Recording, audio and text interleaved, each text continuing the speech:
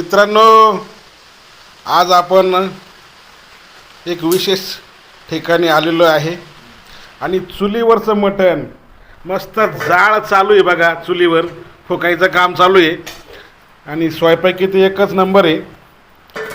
मटण पहा, एकदम झकास.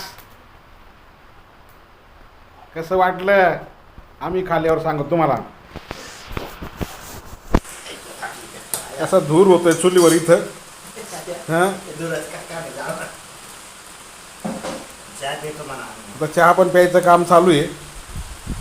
मधून मधून बाहेर पाऊस चालू आहे. निसर्गरम्य वातावरण. आज गटार अमावस्या 2024. मस्तपैकी जेवणाचा बेत झालेला आहे. लासलगाव आदेश सोनवणे.